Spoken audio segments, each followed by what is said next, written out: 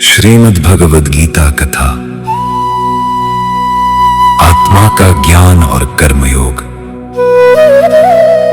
ओम नमो भगवते वासुदेवाय। प्रिय श्रोतागण, पिछले भाग में हमने देखा कि अर्जुन मोह और करुणा से भरकर अपने गांडीव को नीचे रख देते हैं। अब श्री कृष्ण मुस्कुराते हैं। वे जानते हैं कि अर्जुन को युद्ध की कला नहीं, जीवन का सत्य समझाने का समय आ गया है। श्री कृष्ण का प्रथम उपदेश। श्री कृष्ण बोले, हे पार्थ, तुम्हारे हृदय में जो शोक है उसका कारण अज्ञान है।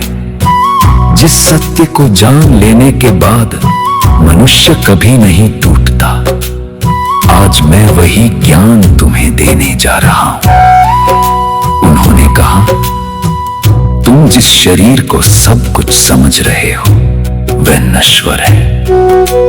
जन्म लेने वाला शरीर एक दिन समाप्त होगा, परंतु उसके भीतर रहने वाली आत्मा न कभी जन्म लेती है और न कभी मरती है। जैसे मनुष्य पुराने वस्त्र त्याग कर नए वस्त्र धारण करता है, वैसे ही आत्मा एक शरीर छोड़कर दूसरा शरीर धारण करती है। मृत्यु अंत नहीं, केवल परिवर्तन है। जीवन का रहस्य हम अक्सर अपने शरीर, धन, पद और प्रतिष्ठा को ही अपना वास्तविक स्वरूप मान लेते हैं। जब इनमें से कोई छिन जाता है तो हम स्वयं को टूटता हुआ अनुभव करते हैं। श्री कृष्ण कहते हैं, यदि तुम स्वयं को केवल शरीर मानोगे तो हर परिवर्तन तुम्हें दुख देगा। यदि तुम स्वयं को आत्मा जानोगे तो परिवर्तन भी तुम्हें विचलित नहीं करेगा। यह शिक्षा केवल युद्ध भूमि के लिए नहीं, जीवन के हर क्षेत्र के लिए है। एक प्रेरक कथा। एक वृद्ध माली प्रतिदिन अपने बगीचे में पौधे लगाता था। किसी ने पूछा, बाबा, इन पेड़ों के फल तो शायद आप कभी नहीं खा पाएंगे, फिर इतनी मेहनत क्यों? माली मुस्कुराया, मैं जिन पेड़ों की छाया में बैठा हूँ उन्हें भी किसी और ने लगाया था। मैं भी आने वाली पीढ़ियों के लिए वृक्ष लगा रहा हूँ। श्री कृष्ण का कर्मयोग भी यही है, फल की चिंता से ऊपर उठकर कर्म करना। कर्मयोग क्या है? कर्मयोग का अर्थ केवल काम करना नहीं है। कर्मयोग का अर्थ है कर्तव्य को ईमानदारी से निभाना, परिणाम के अहंकार या भय से मुक्त रहना, अपने कर्म को ईश्वर को समर्पित करना। श्री कृष्ण कहते हैं, तुम्हारा अधिकार केवल कर्म करने में है, उसके फल पर नहीं। इसका अर्थ यह नहीं कि लक्ष्य छोड़ दो, बल्कि ये कि लक्ष्य के लिए पूरी निष्ठा से प्रयास करो। पर सफलता या असफलता तुम्हारे मन की शांति को न छीन सके। श्री कृष्ण कहते हैं,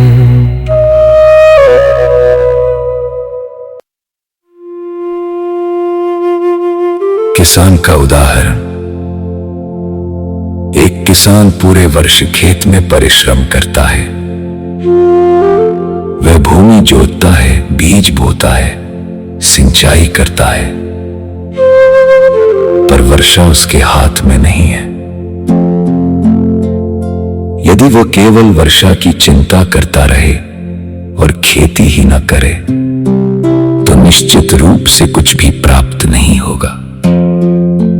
इसलिए बुद्धिमान व्यक्ति अपना कर्तव्य करता है और शेष ईश्वर पर छोड़ देता है। सफलता और असफलता। आज का मनुष्य सफलता में अहंकार और असफलता में निराशा का शिकार हो जाता है। श्री कृष्ण सिखाते हैं, जो सफलता में विनम्र और असफलता में धैर्यवान रहता है वही योगी है। सच्ची जीत बाहर नहीं, भीतर होती है। मन ही मित्र, मन ही शत्रु। श्री कृष्ण अर्जुन से कहते हैं, मनुष्य का सबसे बड़ा मित्र भी उसका मन है और सबसे बड़ा शत्रु भी। यदि मन संयमित है तो कठिन परिस्थितियां भी अवसर बन जाती हैं। यदि मन असंयमित है तो सुख भी दुख में बदल जाता है। इसलिए मन को साधना ही सबसे बड़ा तप है।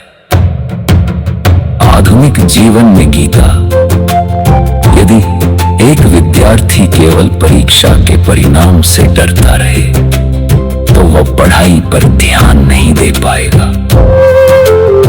यदि एक व्यापारी केवल लाभ हानि की चिंता करता रहे तो निर्णय कमजोर हो जाएंगे। यदि एक चिकित्सक केवल सफलता या असफलता के भय में रहे तो उसका आत्मविश्वास कम हो जाएगा। गीता कहती है, अपने श्रेष्ठ कर्म पर ध्यान दो, परिणाम समय और ईश्वर पर छोड़ दो। सेवा का महत्व। कर्मयोग केवल अपने लिए कार्य करना नहीं है। जब हमारा कर्म समाज, परिवार और मानवता के कल्याण से जुड़ता है तब वही कर्म पूजा बन जाता है। एक शिक्षक जब ईमानदारी से पढ़ाता है, एक सैनिक जब सीमा की रक्षा करता है, एक किसान जब अन्न उगाता है, एक मां जब अपने बच्चों का पालन करती है, तब वे सभी कर्मयोगी हैं।